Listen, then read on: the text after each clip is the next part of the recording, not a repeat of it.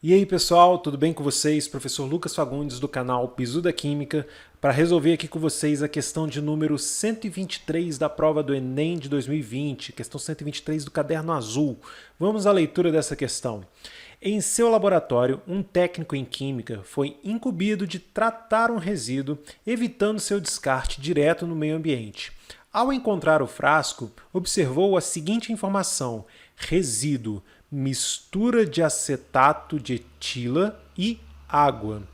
Considere os dados do acetato de etila: baixa solubilidade em água, então ele é muito pouco solúvel em água.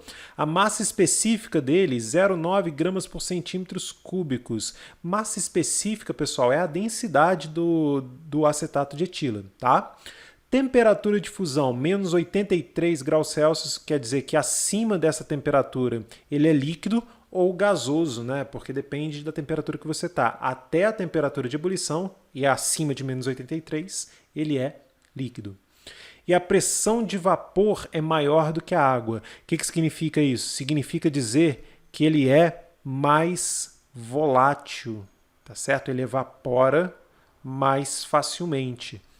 Tá? Se você quiser fazer análise da palavra aqui, quer dizer que numa mesma temperatura, as moléculas de acetato de etila elas vão exercer uma maior pressão na fase de vapor, indicando que existem mais moléculas na fase de vapor. Tá? Isso só é possível com um composto sendo mais volátil. E aí, olha, a chave para resolver essa questão é pensar na baixa solubilidade em água. Vamos ver o que a gente tem aqui. A fim de tratar o resíduo, recuperando o acetato de etila, o técnico deve... Então você tem as opções. Letra A, evaporar o acetato de etila sem alterar o conteúdo de água. Tá? Filtrar a mistura utilizando um funil comum e um papel de filtro. Realizar uma destilação simples para separar a água do acetato de etila. Letra D, proceder a uma centrifugação da mistura para remover o acetato de etila. E letra E, decantar a mistura, separando os dois componentes em um funil adequado. Pessoal, como eu falei, a chave está nisso daqui. Como o acetato de etila é muito pouco solúvel em água, quando eu tenho essa mistura, esse resíduo, ele vai apresentar duas fases. E eu sei, inclusive, qual vai ser a característica de cada uma dessas fases.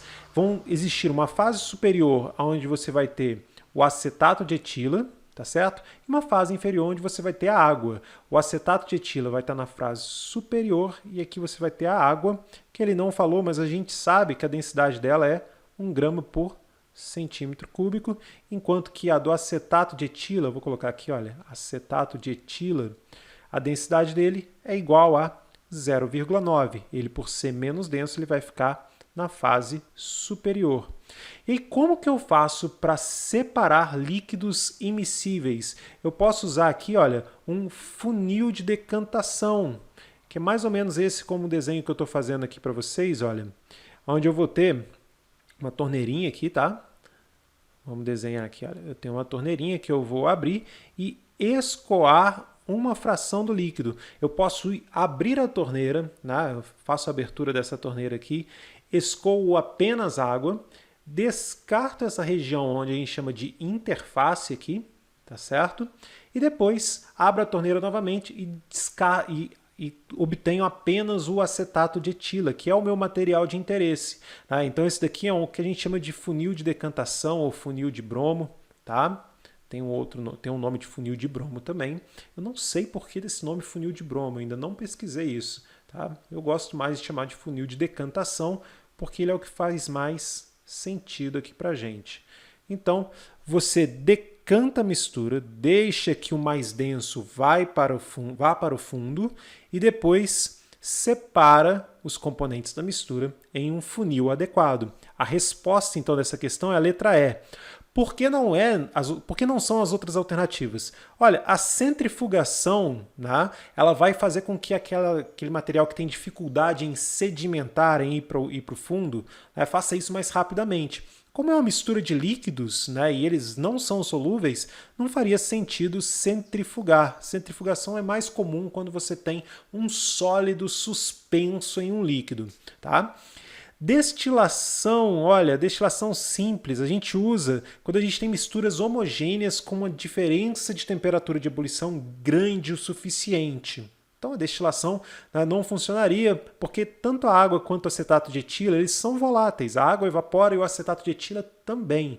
Claro, numa destilação o acetato de etila iria evaporar primeiro, porque ele está na superfície, né? Mas o método com funil de bromo, o funil de decantação, ele seria muito mais eficiente. Filtrar a mistura utilizando um funil comum e um papel de filtro.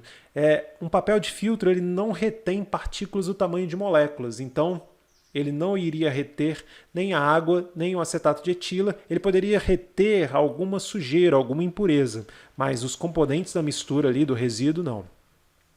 E evaporar o acetato de etila sem alterar o conteúdo de água.